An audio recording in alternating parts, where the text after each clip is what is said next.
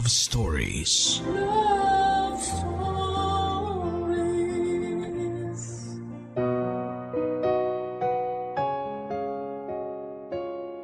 Sa pag-ibig nga ay hindi ka lang basta matututong magmahal. Dito mo rin matututunan ang tunay na kahalagahan ng respeto at tiwala sa isa't isa. Na hindi lang pala sapat ang pagmamahal para manatiling buo at matatag ang isang relasyon. Kakibat na nga rito ang respeto at tiwala sa taong iyong minamahal. Lalo na kung ang taong mahal mo ay nakagawa ng isang malaking pagkakamali na maaaring makasira sa inyong relasyon. Dito mo rin matututunan na napakalawak at napakaraming nagagawa ng pag-ibig na tunay at yon ay ang pagtanggap at pagpapatawad sa pagkakamaling nagawa sa iyo. Katulad na lamang ng kwentong ibabahagi sa atin ngayong Sabado ni Berlin na sa kabila ng mga nangyari sa kanya ay piniling magpatawad at tanggapin ang pagkakamaling nagawa sa kanya. Gusto mo na bang makarelate sa kanya? Alamin natin yan sa kwento ng pag-ibig, buhay at pag-asa sa nangungunang Barangay Love Stories. Dear Papa Dudut, magandang araw po sa inyo at sa mga loyal kabarangay na nakikinig ngayon. Itago niyo na lamang po ako sa pangalang Berlin, 39 years old at kasalukuyang nakatira sa Mekawayan, Bulacan. Marami nagsasabi na kapag mahal mo ang isang tao ay nakahanda kang patawarin siya kung magkamali siya. Nakahanda kang tanggapin ang pagkakamali niya kahit na gaano pa yon kalaki at kasakit. Dahil nga mahal mo at iniingatan mo ang relasyon na matagal nyo nang binuo. Sa isang relasyon nga ay hindi naman nawawala ang mga problema na susubok sa katatagan ng inyong pagsasama, lalo na kung malayo kayo sa isa't isa. Hindi ninyo nakikita ang ginagawa ng bawat isa, pero doon nga masusukat kung gaano kalaki ang tiwala at respeto ninyo sa isa't isa. Na kahit magkalayo kayo ay hinding-hindi ninyo gagawin ang mga bagay na maaaring makasira sa inyong relasyon. Katulad na lamang ng nangyari sa amin ng nooy long-time boyfriend ko na si Jace. Third year high school pa lamang kami noon ay magkasintahan na kami ni Jace, Papa Dudut.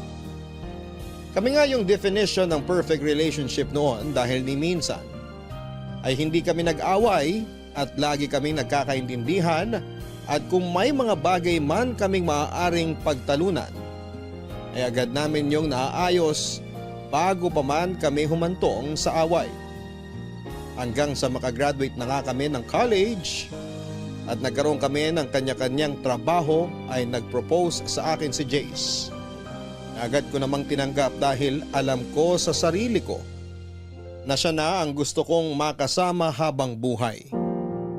Sa opisina nagtatrabaho noon si Jace habang ako ay isang crew sa isang sikat na fast food restaurant. Pero nagkaroon kami noon ng kasunduan na hanggat wala pa kaming 32 at wala pang sapat na ipon ay hindi pa kami maaaring magsama at magpakasal. Gusto kasi namin noon na handa na ang lahat bago kami lumagay sa tahimik. Yun din kasi ang ideal age ko para magpakasal. Wala namang naging problema noon sa plano naming pagpapakasal dahil parehong pamilya namin ay boto sa bawat isa sa amin.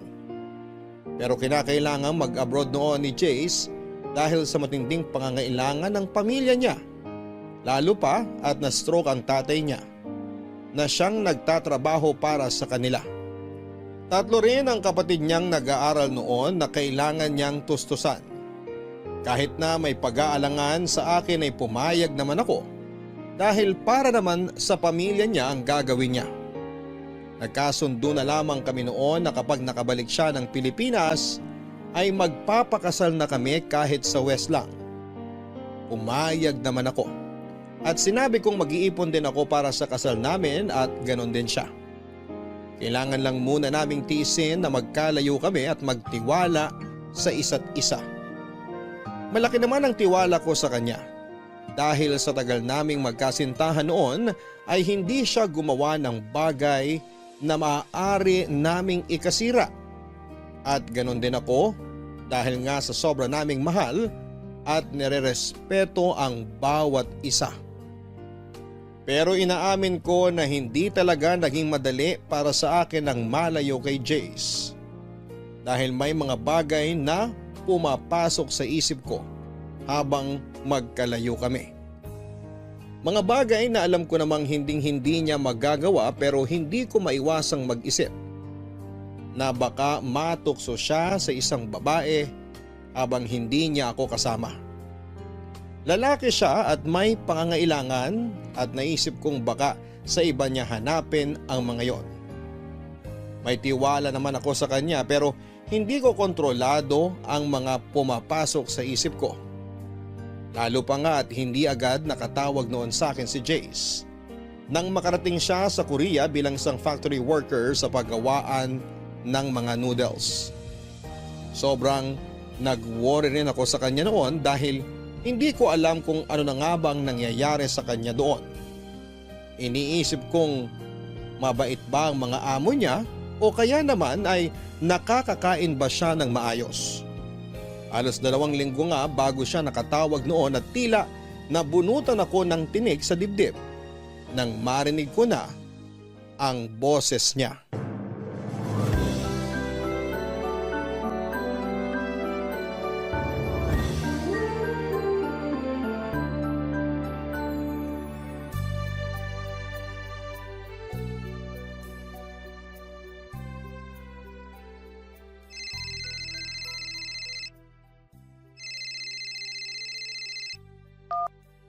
Love! Bakit ngayon ka lang tumawag? Sorry love, bawal kasi ang cellphone sa oras ng trabaho. Maikpit dito eh. Kailangan i-surrender ang cellphone ko sa kanila kapag may trabaho. Every 2 weeks lang ako pwedeng gumamit ng cellphone. Kagaya nito, day off ko. Kaya nakatawag ako sa'yo. Ay, salamat naman sa Diyos. Akala ko kung napano ka na dyan eh. Huwag mo ako intindihin dito. Mababait naman ang mga amo ko. Eh nga lang, sobrang stricto ng boss namin. Kapag trabaho, trabaho. Sa bagay, malaki ang pasahod nila kaya dapat talaga sulit ang ibabayad nila sa'yo. Ang importante, ayos ka lang dyan. Oo, di rin naman kami nagugutom dito. Libre ang pagkain namin. Mabuti kung ganon. Maiba nga pala ako. Nakatawag ka na ba kina tita para ipaalam ang lagay mo dyan? Oo, tumawag na ako sa kanila bago ako tumawag sa'yo. O anong sabi nila sa'yo? Ayun, humihingi ng pasensya sa akin. Kasi kinailangan ko para mga ibang bansa para lang sa kanila. Sabi ko wala namang problema basta para sa kanila. Total, andito na rin lang ako. Panahon na para makabawi man lang ako sa kanila. Tama. Basta pagbutihan mo lang ang trabaho mo dyan. Pasasaan ba't magiging maayos din ang lahat? Suportado kita sa lahat ng bagay. Alam mo naman yan. Kaya nga swerte ko sa'yo. Kasi nandiyan ka palagi para suportahan ako. Naiintindihan mo yung mga bagay na kailangan kong gawin. Natural, mahal kita eh. Tsaka para naman sa pamilya mo ang ginagawa mo. Di lang naman para sa kanila itong ginagawa ko. Para sa atin din to. Magtatabi ako kahit papano para sa kasal natin. Kasi gustong-gusto na rin talaga kita pakasalan eh. Oo, alam ko. Basta ingatan mo palagi ang sarili mo dyan, ha? Umiwas ka sa tukso kahit anong mangyari. Alam mo namang mahal na mahal kita. Kaya hindi ako matutokso sa iba. Masyado kitang mahal para gawin sa'yo yun. May tiwala naman ako sa'yo. Pero kasi hindi naman natin masasabi, di ba? Malayo tayo sa isa't isa. Huwag ka mag-isip ng kung ano, love. Tatandaan mo lang palagi kung gaano kita kamahal. Kahit kailan hindi ako naging unfaithful sa'yo. Ang tagal na nga natin, oh. 12 years na tayo. Sa tingin mo ba, aabot tayo ng ganito katagal kung mababaw ang pagmamahal ko sa'yo? Sa bagay, tama ka. Pasensya ka na, love, ha? Hindi naman sa wala akong tiwala sa'yo, kaya naiisip ko yung mga ganyan. Naiintindihan naman kita. maramdaman mo yan. Malayo ko sa'yo eh. Pero yun lang ang masasabi ko sa'yo. Mahal na mahal kita. Ikaw lang babaeng mamahalin ko at iharap ko sa altar. Kahit naman ako eh. Ikaw lang ang lalaking mamahalin ko. Basta, tiis-tiis lang muna tayo, love ha. 2 taon na lang naman eh. Saglit lang sa atin to. Oo naman. Basta every 2 weeks lang ako makakatawag ha. Huwag kang mag-isip na baka nang bababae ako rito o ano. Hayaan mo kapag day off ko, ikaw ang una kong tatawagan. Magdamag tayo mag-uusap noon. Paalala ko lang sa'yo, mahal ang roaming calls ha. Hindi yan kagaya dito sa Pilipinas na unlimited. Tama na sa akin yung makausap ka kahit sandali. Malaman ko lang na ayos ka dyan, okay na ako. Oo nga pala. O paano? Babay muna ha. O sige, basta mag-iingat ka palagi dyan ha. Tumawag ka kagad sa amin kung may problema. Sige love. Salamat ha. Kayo din, mag-iingat kayo dyan. Lalo ka na, pakakasalan pa kita. Oo. O sige na love. I love you. I love you too.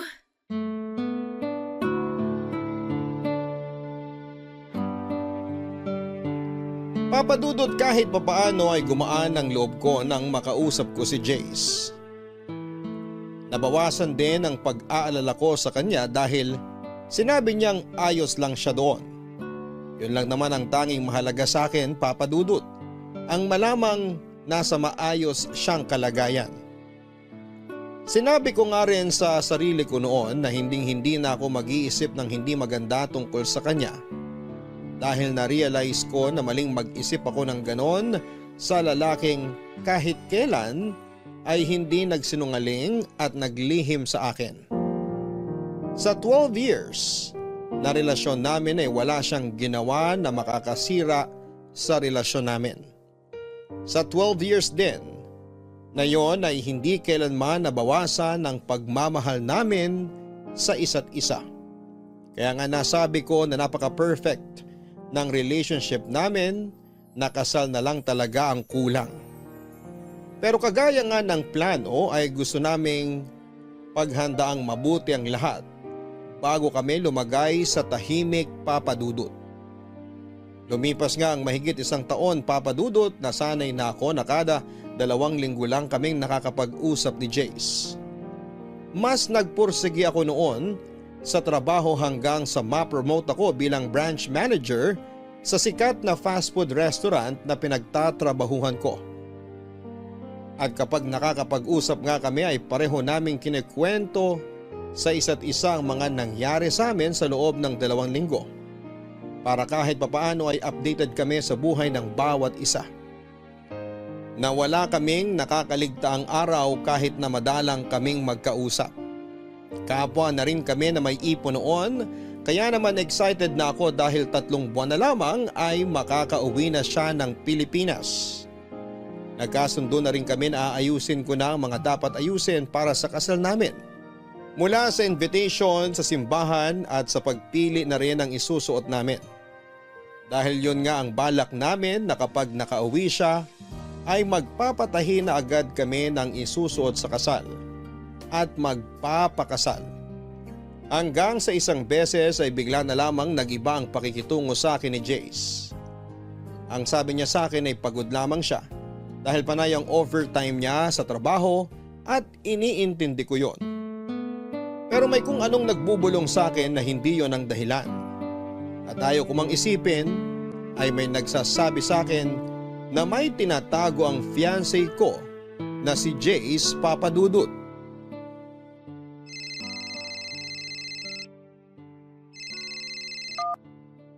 Hi love! Buti naman nakatawag ka na. Hintay ako ng hintay sa tawag mo last time eh. Peak season kasi. Ah, ganun ba? O kumusta naman ang trabaho mo? Ganun pa rin. Walang pinagbago. Eh kumusta naman ang nakaraang linggo mo? Ayos lang. Puro trabaho. Ayos ka lang ba, love? Oo. Bakit? Wala naman. Para kasing wala kang gano'ng makipag-usap sa akin. Guni-guni mo lang yun. Kung ayaw kitang kausap, di sana hindi na ako tumawag. Ewan ko, ibang-iba ka kasi ngayon eh. May problema ba? Sabihin mo sa akin. Walang problema. Huwag mo ko intindihin. Ay, love. Kung may problema ka, sabihin mo sa akin. Para mapag-usapan natin. Hindi yung sinasarili mo lang. Wala nga akong problema. Nag-iisip ka na naman ng kung ano-ano eh. Tingin mo ba bakit ako nag-iisip ng kung ano-ano ngayon? Jace, 13 years na tayo. Kilalang kilala na kita. Alam ko kung may problema ka. Kaya magsabi ka na sa akin, ano ba kasing problema? Sorry love. Promise, wala talagang problema. Sobrang pagod ko lang siguro. Sigurado ka? Oo love. Kung gusto mo, magpahinga ka na lang muna. Sa ibang araw ka na lang tumawag. Hindi okay lang. Kwentuhan mo na lang ako. Tungkol sa mga ganap sa'yo nito mga nakaraang linggo. Same routine pa rin. Bahay, trabaho, ganun. Siya nga pala. Okay na yung layout ng wedding invitation natin. Date na lang ang kulang. Tapos, nailista ko na yung mga pagbibigyan. Nakapili na rin ako ng simbahan kung saan tayo magpapakasal, love. Tapos, pagbalik mo dito, magpi-prenup shoot na tayo. Hello, love? Andyan ka pa? Oo. Narinig mo ba yung sinabi ko? Oo. O, wala ka bang sasabihin?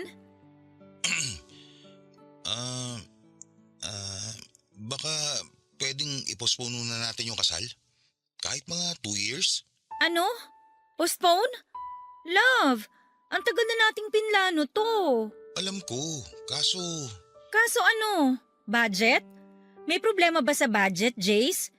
May ipon ako, sapat yun para sa pagpapakasal natin. hindi naman yun. Naisip ko lang na mag-extend muna ng mga 2 taon dito. Bakit? 2 taon lang ang kontrata mo dyan ah. Paano ka mag-extend? Ano, magti-TNT ka? Hindi. Pwede naman daw i-renew yung kontrata pagkatapos nito. Pero bakit nga? Bakit ka mag-extend? Okay naman na si Tito, nakakapagtrabaho na siya ulit. Ano man lang yung umuwi ka muna rito, di ba? Para maasikaso yung kasal natin. Di pagkatapos ng kasal natin, sige bumalik ka na ng Korea, magtrabaho ka ulit. Hindi nga kasi ako makakauwi. Gusto ko pa sana magtrabaho na mas matagal dito. Jace, alam mo hindi ka nakakatuwa ah. Kung may problema ka, sabihin mo. Kung gusto mo nang umatras sa kasal, sabihin mo. Hindi yung ang dami mong dahilan. Berlin naman. Ang sabi ko lang, i-postpone muna natin yung kasal. Wala akong sinabing nga atras ako. Pwede ka namang umuwi muna rito para sa kasal natin. Tapos tsaka ka na bumalik. Ay, nakapaghintay naman tayo ng 13 years, di ba? Ano ba naman yung 2 taon pa? Oo, nakapaghintay tayo. Pero nakaplano na lahat, Jace.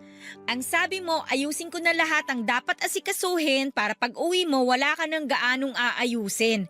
Ikaw na lang ang kulang. Tapos ngayon sasabihin mo, i-postpone? Bakit? Ay, sige na. Uuwi na ako para magpakasal tayo. Tatapusin ko lang yung 3 buwan pang kontrata ko. Hindi ko alam kung ano ba talagang problema at bigla ka na lang magsasuggest na i-postpone natin. May problema ba sa family mo? Wala. Hayaan mo na. Uuwi na ako. Magpapakasal tayo kaya huwag ka nang mainis. Sa susunod na lang tayo mag-usap o kaya kung makakatawag ako mamaya. Magpapahinga muna ako at wala pa akong tulog. Okay lang ba? Ay. Okay, sige. Magpahinga ka muna.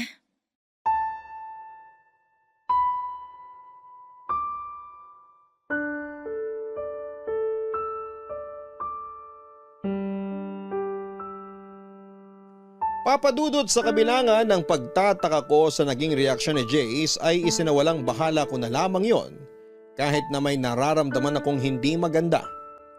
Sa aming dalawa kasi ay si Jace talagang excited na magpakasal kami kaya hindi ko maiwasang mag-isip ng kung ano-ano.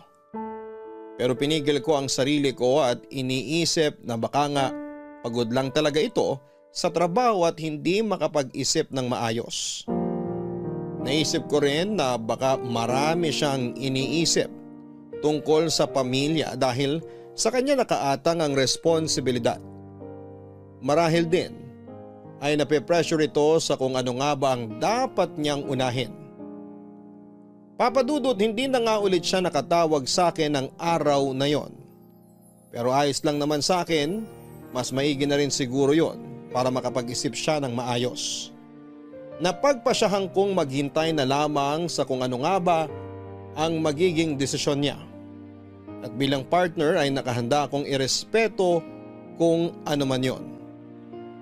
Nang sumunod na beses na pagtawag sa akin ni Jace ay kapansin-pansin ang panlalamig nito sa akin. Wala itong kabuhay-buhay sa pakikipag-usap sa akin na parang minsan ay napipilitan na lamang siyang kausap ako. Ayaw ko mang mag-isip ng hindi maganda. Pero sa kinikilos ni Jace ay hindi ko mapigilan ang sarili ko. Halos lahat na yata ng pangit na senaryo ay naisip ko na baka may ibang babae siya kaya gano'n na lamang ang panlalamig niya sa akin. Hindi na siya malambing kagaya ng dati at palaging malayo ang sagot sa tuwing may itinatanong ako sa kanya, Papa Dudut. Papa Dudut, nagpatuloy ang cold treatment sa akin ni Jace hanggang sa dumating na sa point na halos hindi na siya tumatawag. Halos hindi ko na nga alam kung ano ang iisipin ko ng mga panahong yon. Nagsimula na ako mag-alala at makaramdam ng kaba dahil wala talaga siyang paramdam. Baka mapahamak na siya o ano, kaya naman hindi na ako nagdalawang isip na lumapit sa pamilya niya at itanong kung tumatawag ba sa kanila si Jace. Ang sabi nila ay hindi naman daw ito tumatawag at malamang ay busy lamang sa trabaho. Nagtaka naman ako dahil parang hindi sila nagwo-worry kay Jace. Pero pinili ko na lamang na huwag nang magsalita. Sumang-ayon na lamang ako sa sinabi nila. Pero may parte sa puso ko na ayaw maniwalang hindi tumatawag sa kanila si Jace dahil busy ito. Kilala ko si Jace at hindi nito matitiis ang kahit na ano, lalo na kung tungkol sa pamilya nito. Naisip kong may mali sa nangyayari at kailangan ko yung alamin. Kaya nga sinubukan kong kontakin ang mga kaibigan ni Jace na nakilala nito sa trabaho. Halos lahat ng nakausap ko ay iba-iba ang sinasabi. Ang isa ay sinabing busy lang si Jace, samantalang ang isa naman ay sinabing wala naman daw silang gaanong ginagawa dahil tapos na ang peak season. Kaya mas lalong lumakas ang kutob ko na may tinatago siya sa akin hanggang sa nakausap ko ang isa pa sa katrabaho niya na si Carlo. At hindi ko halos matanggap ang mga ipinagtapat niya sa akin, Papa Dudut.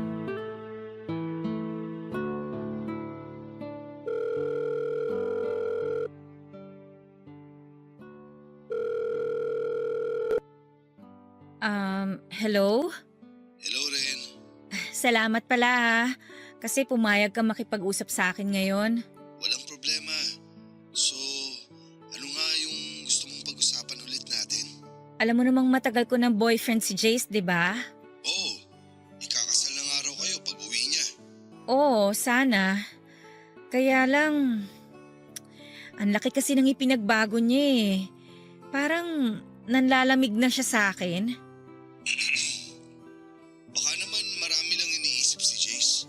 Kilala ko siya kapag may problema yon o may iniisip. Nagsasabi siya sa akin. Pero ngayon, parang may tinatago siya sa akin eh. Hindi na ako makapag-focus sa trabaho ko kasi iniisip ko siya. Kung ano na bang nangyayari sa kanya, wala na rin akong maayos na tulog kakaisip kung ano ba talagang pinagkakaabalahan niya. Ano kasi, wala ako sa posisyon para sabihin sa'yo to. Na alin? May alam ka ba? Ang mabuti pa siguro, si Jace na lang ang kausapin mo.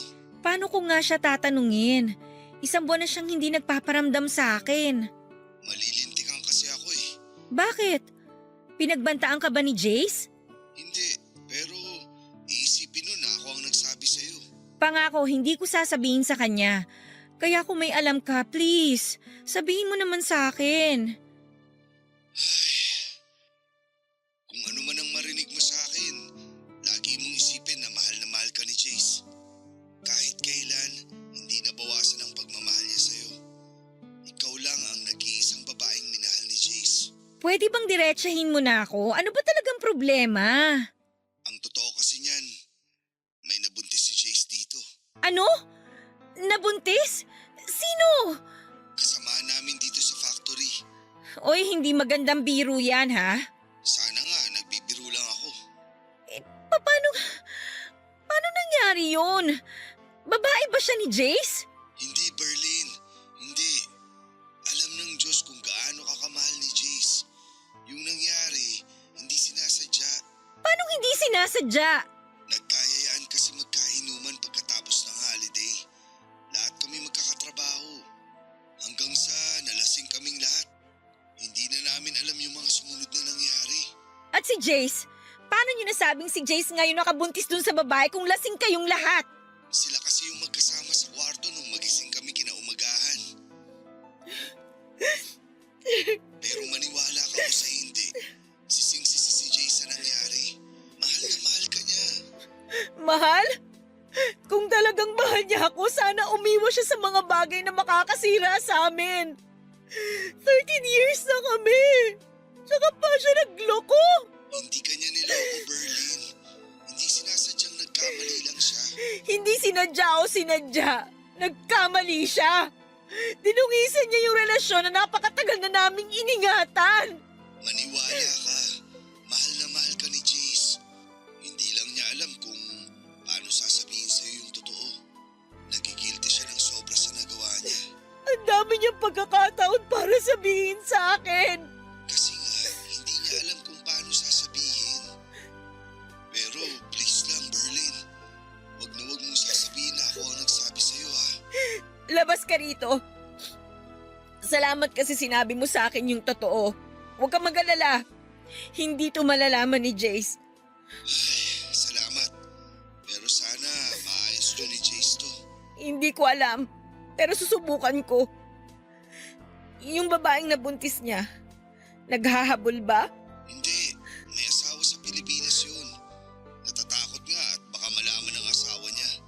Ang hinihiling lang niya kay Jace, sustento at suporta sa pagbubuntis niya. O sige, salamat. Pasensya ka na rin sa abala ha.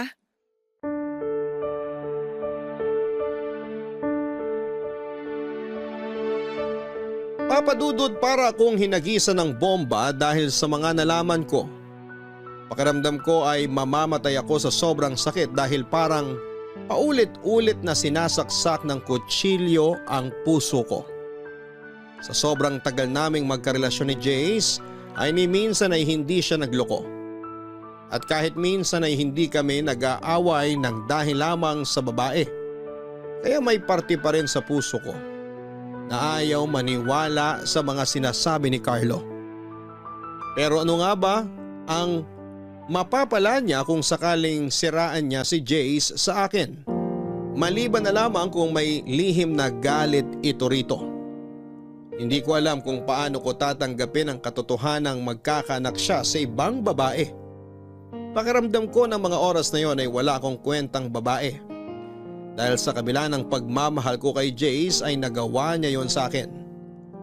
Sarado ang utak ko ng mga oras na yon dahil wala akong pakialam kung sinadya yon o hindi. Ang tanging naisip ko lang noon ay nagtaksil sa akin si Jace. Naisip ko nga rin na baka nawala na ang pagmamahal niya sa akin dahil magkalayo na kami. Hindi ko na nagagawa mga bagay na ako dapat ang gumagawa para sa kanya at nahanap niya yon sa ibang babae. Kaya naman ang tumawag siya ulit sa akin ay agad ko siyang kinumpronta.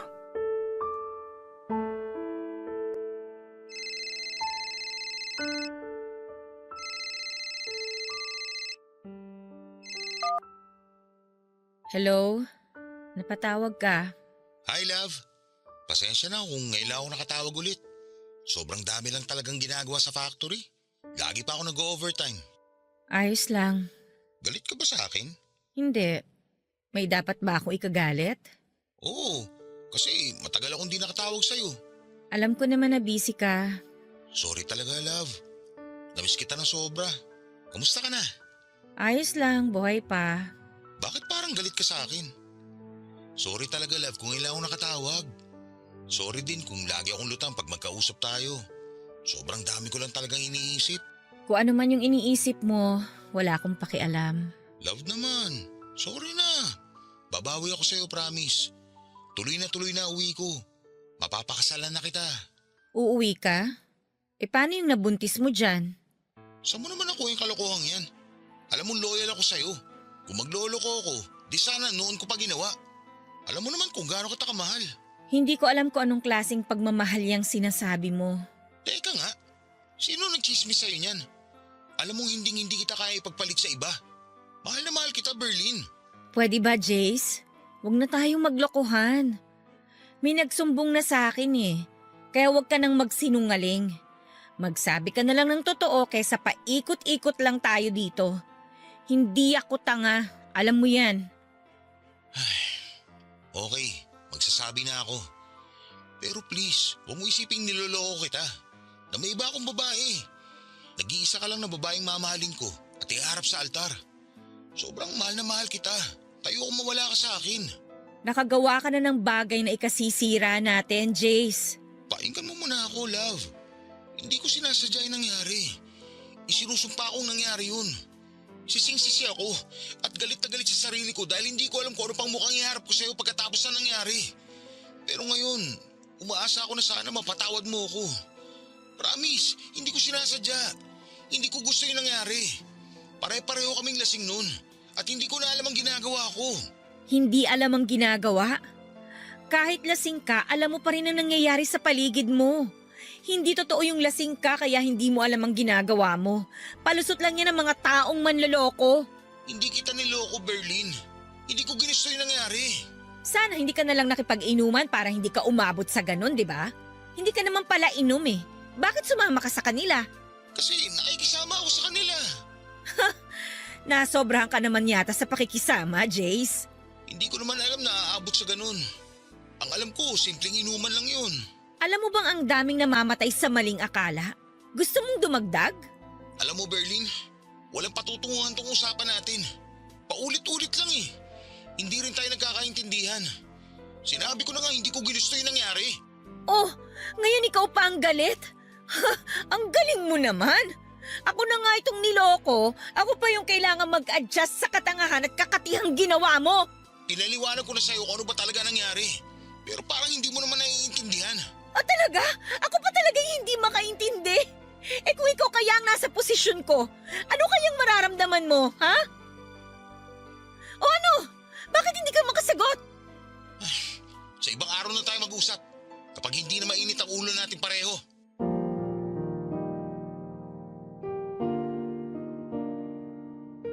Papadudot, minabuti na nga lang namin na huwag na munang mag-usap dahil pareho pang mainit ang mga ulo namin. At baka kung saan pa kami humantong. Hindi ko alam noon kung paano tatanggapin lahat ng mga nalaman ko o lalo na kay Jace na mismo nang galing ang mga salitang hindi ko nais marinig o mas tamang sabihin na kinakatakutan kong marinig.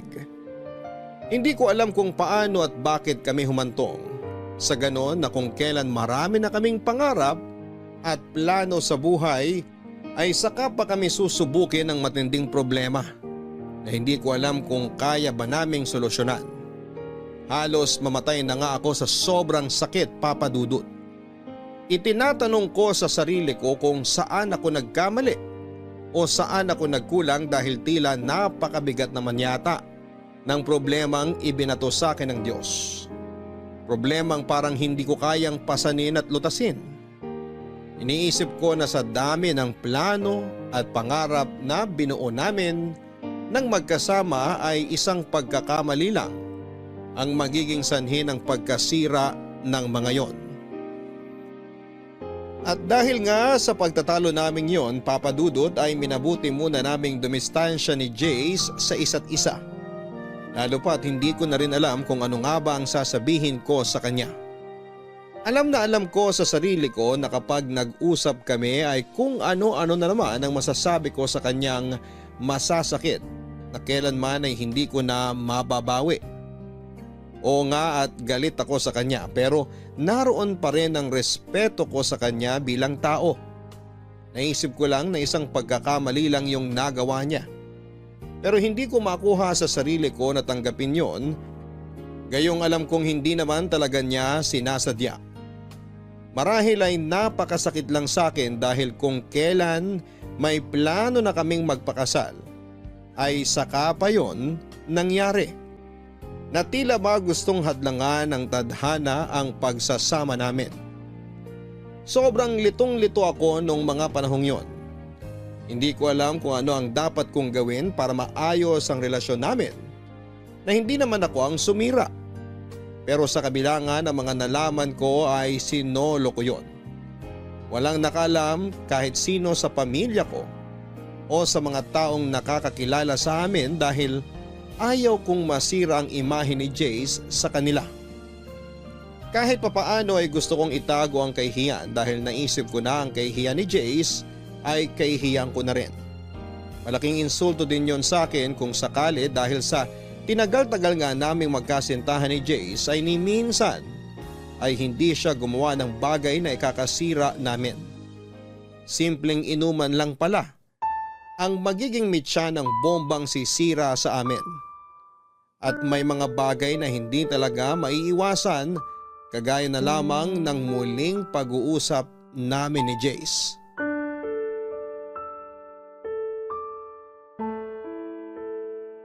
Salamat naman at sinagot mo na ang tawag ko. Ano bang kailangan mo? Gusto ko makausap na maayos. Please, Berlin. Alam kong wala akong karapatang magdemand sa'yo pero sana naman. Huwag mo itapon na lang basta napakaraming taon na binuno natin. Ayaw mong mag-demand? Ano sa tingin mong ginagawa mo ngayon? Di ba nagde-demand ka? At talagang may gana ka pang gumanyan ha? Kung tutuusin, ikaw ang punot dulo ng lamat na to sa relasyon natin. Alam ko at pinagsisisihan ko yun. Kaya sana naman pakinggan mo ako. Hindi ko alam, Jace. Pakiramdam ko nanliliit ako sa nangyayaring to sa atin. Hindi ko alam kung paano ko titimbangin yung sitwasyon. Dahil sinadya mo man yun o hindi, nagkamali ka pa rin. At hindi lang simpleng pagkakamali ha. May batang involved dito, Jace. Alam kong napakalaki ng pagkakamali ko, Berlin. Pero sana naman tanggapin mo pa ako. Hindi ko talaga ginusto yung nangyari. Hindi ko na talaga alam yung nangyayari sa paligid ko ng mga oras na yun. Berlin, alam mo kung gaano kita kamahal. Yung sakit na nararamdaman mo ngayon, alam ko na ako ang dahilan yan. Kaya para ako mababaliw kasi hindi ko intensyon na saktan ka. Kung pwede ko lang alisin yan, ginawa ko na. Wala kang idea kung gaano kasakit ang nararamdaman ko ngayon. Jay, sobrang tagal na nating magkarelasyon. Wala tayong naging problema. Kung kailan ikakasal na tayo, tsaka pa nangyari to? Ano bang gusto mong maramdaman ko? Love, pagsubok lang to na kailangan natin lampasan. Sabi mo nga sa maraming taon na relasyon natin, wala tayong naging problema. Ito na yun. Sinusubok na tayo kung hanggang saan tayo magiging matatag. Ngayon pa ba tayo susuko? Hayaan ba natin na hanggang dito na lang tayo? Hindi ko alam, Jace. Hindi ko alam kung saan ako lulugar. Hindi mo kailangang isipin yan. Alam mo, ikaw lang nag-iisang babae minamahal ko. Mas importante ka sa akin. Eh paano yung anak mo? Hindi ako magiging masaya kung alam ko may batang magsasuffer dahil lang sa pagkakamaling yon. Hindi ko naman pababayaan yung bata kung yun ang iniisip mo. So suportahan kong bata. Pero hanggang dun lang yun. Hindi mo rin masasabi, Jace. Anak mo yun eh. Dugot laman mo. Kapag nasilayan mo yung batang yon, sigurado ako mag-iiba ang mararamdaman mo para sa bata. Magtiwala ka sa akin, Berlin. Hanggang suporta lang ang maibibigay ko sa bata. Ayoko, Jace. Hindi ko maaatim na agawan ng ama ang isang walang kamuwang-muwang na bata. Kung tutuusin, hindi naman niya ginustong mabuo. Bunga lang siya ng isang gabing pagkakamali. Naawa ako sa bata, Jace. Eh anong magagawa ko? Oo, anak ko yun. Pero mas importante ka sa akin. Hindi naman ako papayag na mawala ka sa akin. Hindi ko naman tatalikuran ng bata eh. Ibibigay ko lahat ng pangangailangan niya. Pero yun lang yun. Naisip ko lang kasi, kung ako yung nasa kalagayan ng babae, parang ang hirap. Yung anak ko walang kikilalaning ama. Love, wag mo munang isipin na ibang tao, please. Isipin mo muna tayo. Ang relasyon natin. Kung paano natin naayusin. Mahal na mahal kita. At kung kailangan na lumod at magmakaawa ako sa harapan mo, gagawin ko. Lahat gagawin ko para mapatawad mo ako. Huwag mo lang akong iwan. Ang hirap kasi eh. Hindi ko alam kung anong sasabihin ko sa'yo. Hindi ko alam kung ano ba yung tamang desisyon na dapat kong gawin. Basta tuloy yung plano natin. Magpapakasal tayo. Walang magbabago. Ewan ko. Ang kasal sana natin ng pinakamasayang araw sa buhay ko. Pero paano ako magiging masaya sa sitwasyon natin ngayon? Ayoko magpakasaya knowing na may batang magsasuffer in the end. So ano? Ganun na lang? Mag-iiwalay tayo? Iiwan mo ako? Ang sinasabi ko lang, palipasin muna natin ang unos. Ituloy natin yung gusto mo na i-postpone muna yung kasal. Kailangan ko rin ng panahon para makapag-isip ng mabuti. At saka ikaw, ayusin mo muna yung dapat mong ayusin. Pero paano pa ako makakasigurado na hindi mo ako iiwan? Huwag mo na akong intindihin mo, okay? Unahin mo ang mas importanteng bagay. Unahin mo yung anak mo. Kawawa yung bata, Jace. Ikaw ang pinaka-importante sa akin. Alam mo yan. Magkakaanak ka na, Jace. Magiging tatay ka na. Magpakalalaki ka naman. Panindigan mo ang responsibilidad mo dun sa bata. Love naman. Paikot-ikot na naman tayo eh. Hindi ko nga pababayaan ng bata.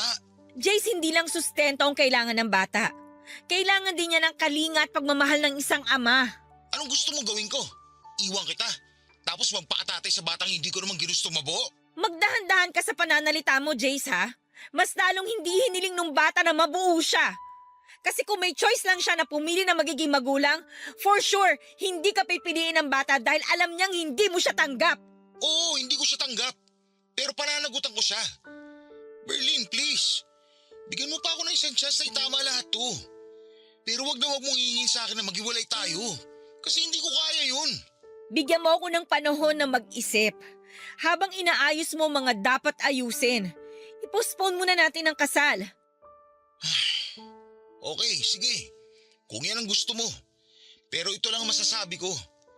Mahal na mahal kita. At kung kailangan ko mamili, ikaw at ikaw ang pipiliin ko.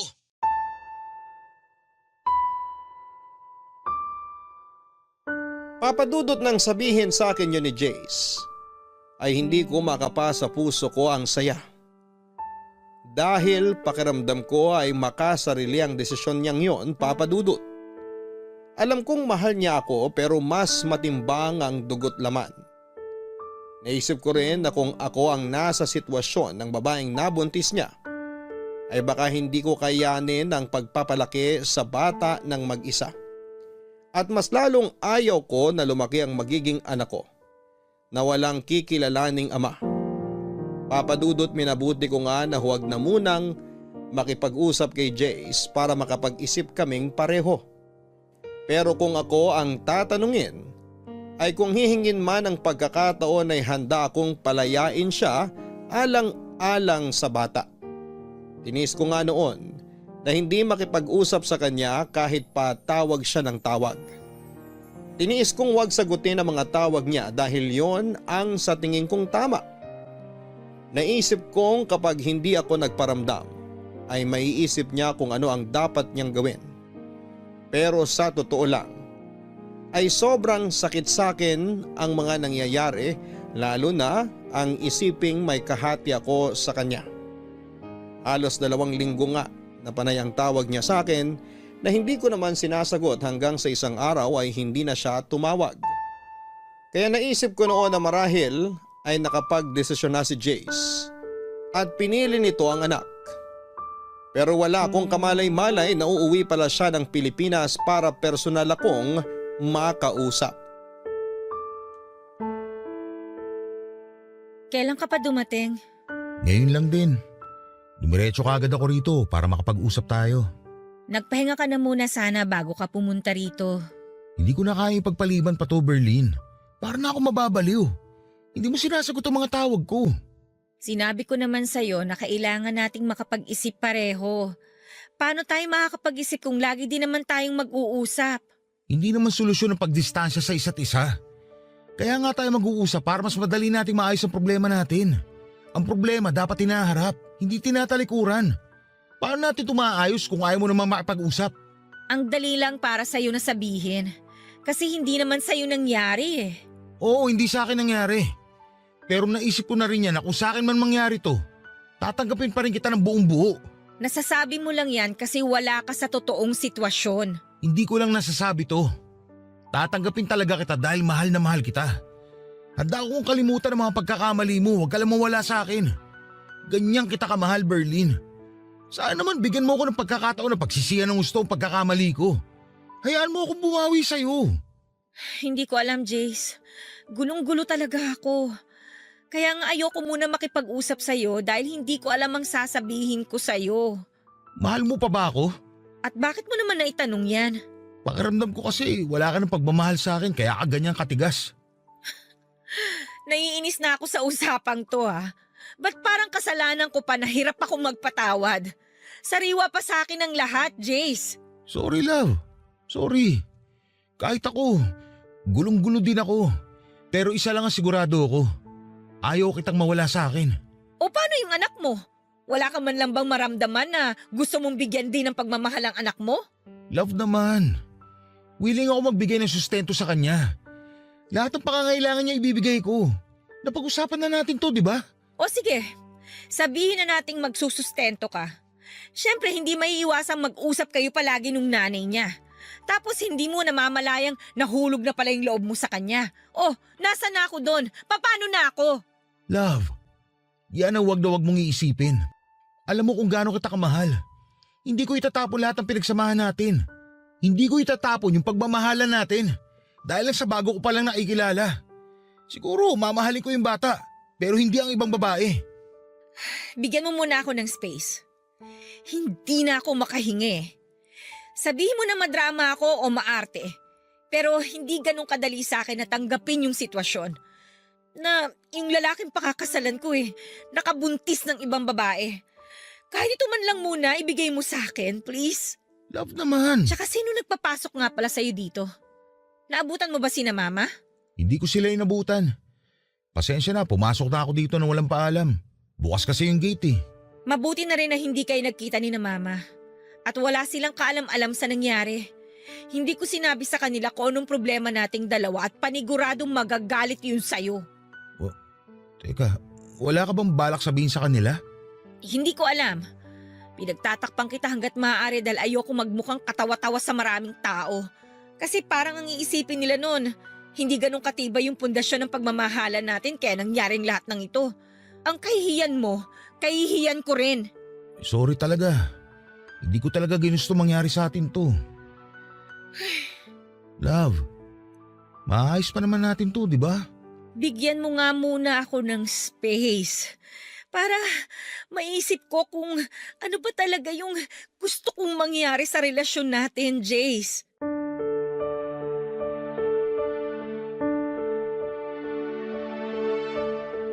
Hindi na nga kumontra pa si Jace noon nang sabihin kong gusto ko muna ng space.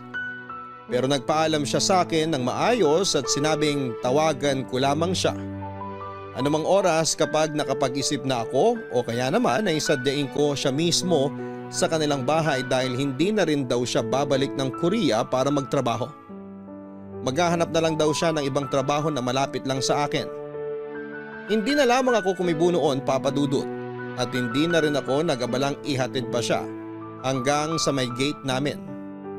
At isang linggo nga nang makabalik si Jace sa Pilipinas, ay tinawagan ko lahat ng reservations na pinabuko at kinansel ang mga yon. Naging padalos-dalos ako sa desisyon ko at naisip kong huwag na lamang talagang magpakasal sa kanya. Nawalan na nga rin ako ng ganang pumasok sa trabaho noon at wala akong ginawa kundi ang magmukmok sa kwarto ko, Papa Dudut. Nakakahalata na nga noon ang mga magulang ko pero pinili ko pa rin na magsinungaling sa kanila at pagtakpan si Jace. Hindi ko na nga maintindihan ang sarili ko ng mga oras na yon. Dahil hindi ko alam kung bakit pilit ko siyang pinagtatakpan, gayong mga magulang ko lang ang maaaring umintindi sa akin sa sitwasyong yon. At ang palusot ko na lamang sa kanila noon ay masama ang pakiramdam ko kaya hindi muna ako makakapasok. Pero sadyang walang lihim na hindi nabubunyag. Dahil nalaman din ng mga magulang ko ang problemang kinakaharap namin ni Jace, Papa Dudut. Papa Dudut, hindi ko alam kung paano at saan nalaman ng mga magulang ko ang tungkol sa sitwasyon namin ni Jace. Pero isang bagay lang ang alam ko. Yon ay napakatindi ng galit nila kay Jace pero sinabi naman nila sa akin na sakto umano na nandun sila sa bahay nila Jace para sana maghatid ng mga deliver na baboy ay may babae umano doon. Nakausap nila Jace at nalaman nila ang babaeng yon ay nabuntis ni Jace habang nasa Korea. Sinabi pa ng mga magulang ko na gustong-gusto nilang saktan at pagalitan si Jace. Pero mas pinili na lamang nilang umalis at huwag nang mag-iskandalo. Agad ko naman silang tinanong kung naroon pa ang babaeng kausap ng mga magulang ni Jace. At sinabi nilang nandun pa dahil pinag-uusapan umano ng mga ito ang tungkol sa bata. Papadudot wala nga akong inaksayang panahon at umalis ako ng bahay nang walang ligo at toothbrush dahil sa pagmamadali kong puntahan si Jace. Pero nang makarating ako doon, ay hindi ko na inabutan ang mga magulang ni Jace dahil may pinuntahan ang mga ito. Ang tanging nadatnang ko na lamang sa sala ay si Jace at ang babaeng sigurado kong nabuntis ni Jace. Hindi ko napigilan at tignan siya mula ulo hanggang paa at ramdam kong nailang siya sa akin, Papadudot. Sa tansya ko noon ay ilang taon ang tanda ng babae sa aming dalawa ni Jace. Siguro ay nasa 34 o 35 dahil halata naman sa itsura. Maayos itong manamit at mukhang desente. Yun nga lang ay mabigat talaga ang loob ko sa kanya. Nabigla pa nga si Jay sa pagdating ko pero agad ding nakabawi at inanyayahan akong maupo para makapag-usap kaming tatlo.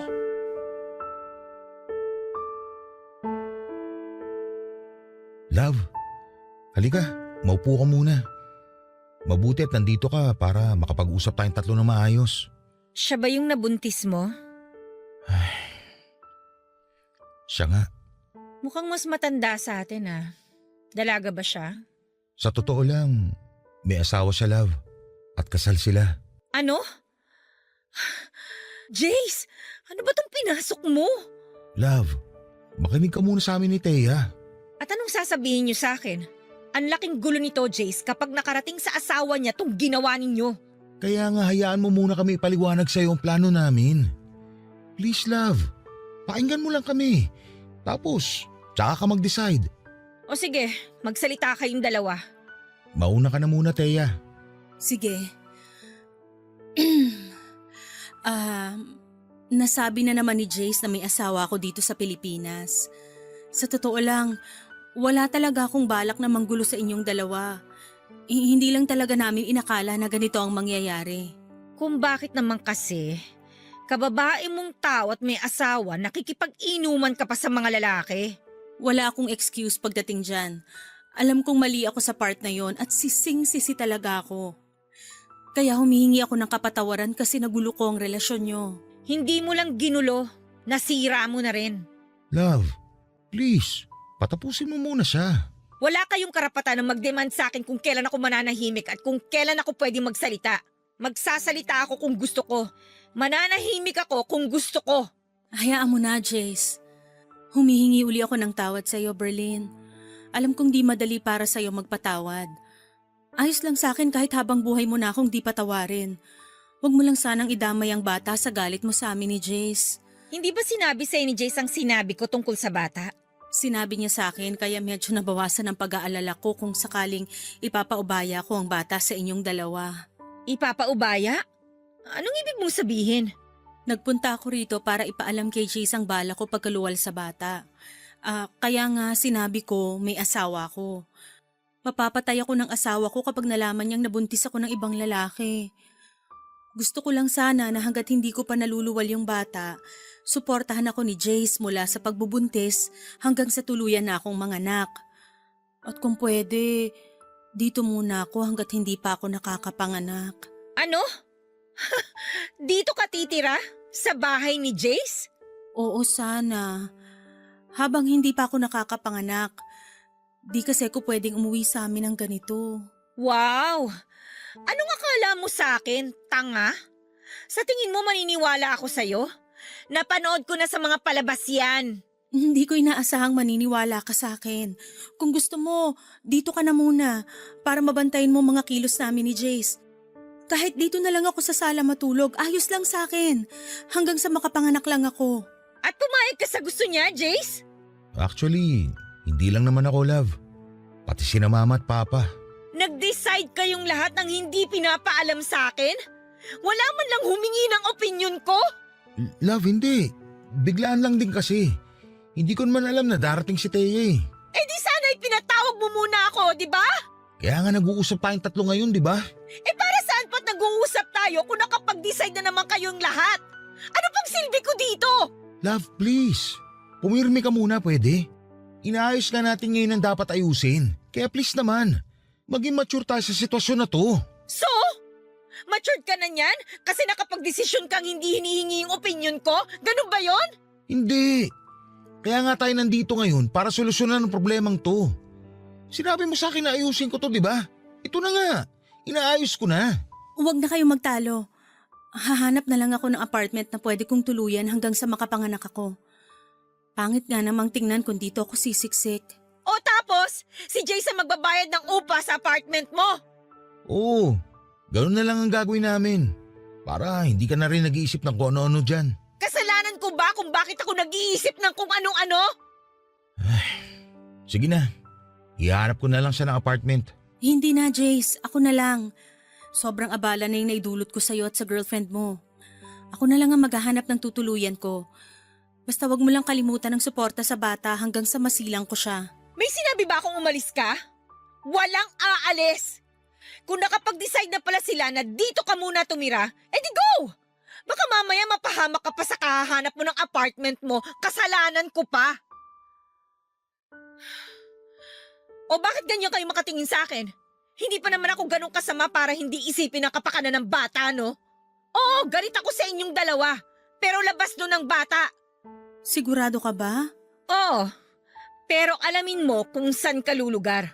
Huwag niyong abusuhin ang kabaitan ko. Maraming salamat, Berlin. Pangako, masilang ko lang tong bata. Ipapaubaya ko na siya sa inyong dalawa ni Jace at hindi niyo na ako makikita kahit kailan.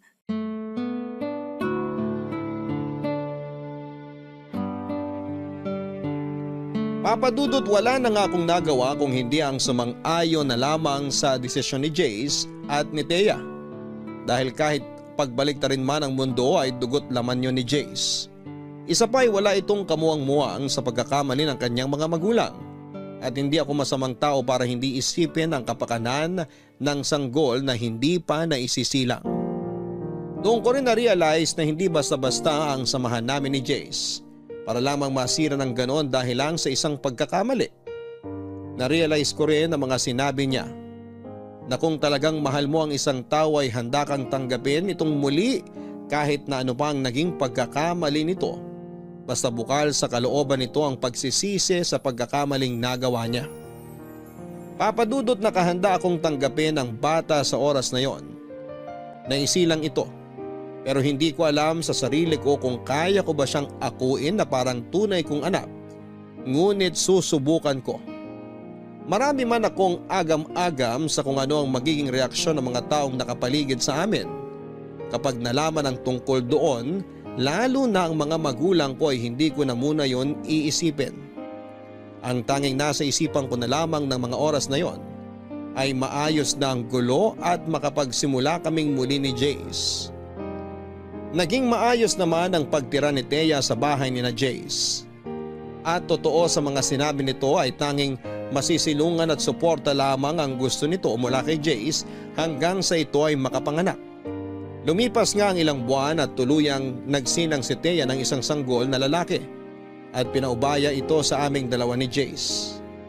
Masakit man umano sa kanya na iwan ang sariling anak ay alam naman niyang hindi ito mapapabayaan dahil kasama nito ang tunay na ama. Tulad nga rin ang ipinangako niya sa amin ay hindi na siya muling magpapakita pa. Nang maayos nga namin ang tungkol sa custody ng bata ay nakiusap naman sa akin si Jace na kung maaari ay relasyon naman namin ang aming ayusin.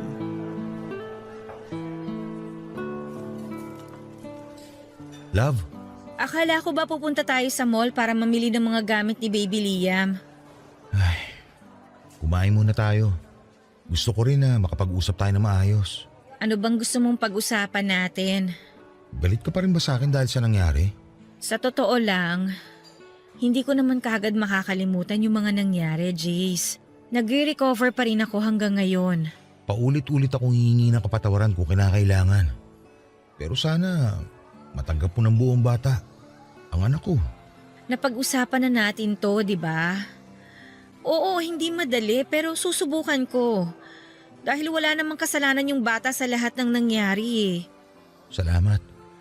Pero sana tuloy pa rin ang pagpapakasal mo sa akin. Alam ko mahirap ang inihiling ko. Pero mahal na mahal kita eh. Alam ng Diyos na ikaw lang nag-iisang babaeng minahal ko bukod sa nanay ko. Sobrang mahal na mahal kita kaya handa akong tanggapin kung magagalit ka sa akin. Sumbatan mo ako. Huwag mo lang akong iwan. Kilala mo ako, Jace. Kahit kailan hindi kita natiis. Siguro nasaktan mo ko pero narealize ko na mas nangingibabaw yung pagmamahal ko sa'yo kaysa sa galit ko. Mas natatakot ako na mawala ka sa akin. Siguro nga tama ka na ito na yung pagsubok na binigay sa atin ng Diyos. Hindi niya tayo bibigyan ng pagsubok na hindi natin kakayanin. Daraanan lang natin ang pagsubok na to. At sisiguraduhin natin hindi na natin to babalikan. Tama. Hindi kita mamadaliin na patawarin ako. Magalit ka sa akin kahit gaano pa katagal. Tatanggapin ko. Sa totoo lang napatawad na kita. Pero hindi mo pa rin may aalis sa akin yung pangamba ko sa kung ano yung mangyayari ngayon na dumating na sa buhay mo si Liam. Wala namang magbabago, love. Dadagdagan lang tayo ng bagong miyembro ng pamilya. Ikaw na magiging nanay niya. Sa tingin mo ba magiging mabuting ina ako sa kanya? Oo naman. Dahil isa kang mabuting tao. Wala akong alam sa pag-aalaga ng bata. Tutulungan naman tayo ng mga magulang ko. Pero maiba ako. Ano palang sabi ng mga magulang mo tungkol sa bagay na to? Wala naman daw silang magagawa at nandito na to. Kailangan lang daw na panindigan at nakakaawa nga yung bata. Nahihiya rin ako sa kanila. Wala na akong mukhang maiharap sa kanila eh. Pero handa akong hingi ng kapatawaran nila. Galit na galit sila.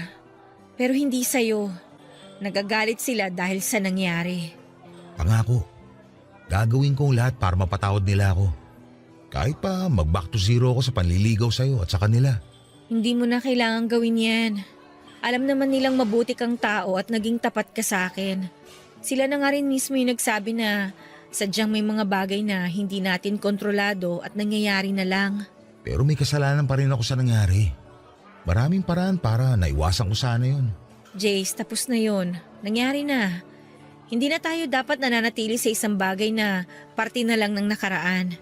Maraming salamat sa pag-unawa sa akin. Mahal na mahal kita kaya handa akong tanggapin ka sa kabila ng mga nangyari. Pagpasensyahan mo na rin ako kung may mga nasabi akong hindi maganda sa'yo. Naiintindihan kita, love.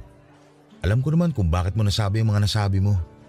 Dala lang yun ng matinding galit at hinanakit. Oo, pero meron akong mga nasabi na hindi naman talaga dapat. Kaya sorry pa rin. Hayaan mo na yun. Wala na yun sa akin. Ang importante na lang magkaayos tayo. Ayusin muna natin ang dapat ayusin bago tayo magpakasal. Pumapayag ka na magpakasal sa akin? Ay, ano bang magagawa ko? Mahal na mahal kita eh. Pero unahin muna nating mapabinyagan si Liam. Ang problema, paano natin ipapaliwanag sa lahat kung kaninong anak yon? Kawawa naman siya kung palalabasin nating inampun lang natin siya. Ayos lang ba sa'yo kung sabihin ko sa kanilang anak ko si Liam? Walang problema sa akin. Mas ayoko naman na itago mo siya. May karapatan siya dahil anak mo siya. Huwag mo kong intindihin kasi mahal na mahal kita. Handa ako sa lahat ng sasabihin nila at ng ibang mga tao. At kung talagang totoong tao sila at kaibigan sa atin, hindi nila tayo huhusgahan. Tama ka dyan. Pangako ko sa'yo, babawi ako. Wala kang dapat bawiin. Ang mabuti pang gawin natin, ibuhos natin lahat ng kalinga at pagmamahal kay Liam dahil ikaw lang ang magulang niya ngayon. Bakit sa tono mo? Parang ako lang ang magulang niya. Ikaw na ang nanay niya ngayon. Hindi naman kita pipiliting magpakananay sa kanya eh. Subukan mo lang. Hindi ako mangangako ha, pero susubukan ko.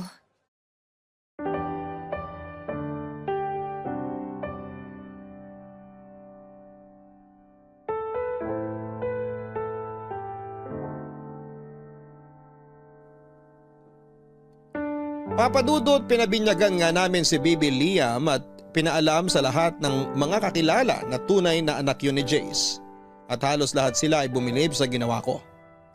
Napakabihira lang daw kasi ang kagaya ko na handang tanggapin ang bunga ng pagkakamali ng taong minamahal. Sa totoo lang ay nahirapan din ako na tanggapin ang lahat pero na-realize ko na hindi talaga yon ginusto ni Jace. Ang tanging paraan na lamang namin para maitama ang pagkakamaling yon ay harapin ang nangyari at palakihin ng maayos at busog sa pagmamahal si Baby Liam. Sinabi pa nga nila na isipin lang namin na blessing in disguise si Liam. Lalo pa nga at na-diagnose akong may PCOS. Ibig sabihin ay maliit lamang ang chance ako na magbuntis. Halos madurog ako nang malaman ko pero hindi ako pinanghinaan ng loob dahil sinabi naman ng mga doktor na may mga paraan pa para ako ay magbuntis at magkaanak. Makalipas nga ang ilang buwan matapos ang binyag ni Baby Liam ay ang kasal naman naming dalawa ni Jace ang aming inasikaso. At masayang masaya ako dahil sa paglipas ng mga panahon ay unti-unti nang nabubuo ang pamilyang pinapangarap ko kasama si Jace. Napamahal na rin ako kay Liam at parang tunay na anak na ang turing ko sa kanya. At masasabi ko na napalaki namin siya ng maayos ni Jace. Dahil lumaki siyang mabait at magalang at higit sa lahat ay mapagmahal. At laking pasalamat ko rin nga nang hindi kalaunan ay nagdalang tawa ko at nagsilang ng isang sanggol na babae na pinangalanan kong Jamaica. Hango sa pangalan naming tatlo ni na Jace at Liam. Sobrang saya ko nga papadudot dahil hanggang ngayon ay masaya at nananatiling matatag ang aming pamilya. At tuloy na ring naghilom ang sugat na naiwan ng kahapon. Napatunayan ko rin na ang susi sa maginhawa at masayang pamilya ay ang pagtanggap sa pagkakamali ng bawat isa. At itama yon upang magsilbing pundasyon ng mas matatag na pagsasama. At dito ko na nga po tinatapos ang aking kwento. Maraming salamat po kung ito man ay inyong mapiling basahin sa araw na ito. More power po sa inyong programa. Ang inyong loyal kapuso at kabarangay, Berlin. Maraming salamat Berlin sa pagbabahagi mo ng iyong kwento ng puno ng tapang at pagmamahal. Tapang natanggapin ang pagkakamali ng taong labis mong minamahal. Sa buhay ng tao ay napakaraming beses na maaari tayong magkamali. Ngunit marami rin namang paraan upang maitama natin ang pagkakamaling yon. Bagamat mahirap nga ang magpatawad at tumanggap ng pagkakamali, ay lagi sanang manaig sa atin ang pagmamahal.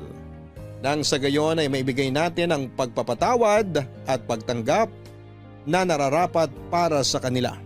Hanggang sa muli ako po ang inyong si Papa Dudut sa mga kwento ng pag-ibig, buhay at pag-asa sa Barangay Love Stories #1.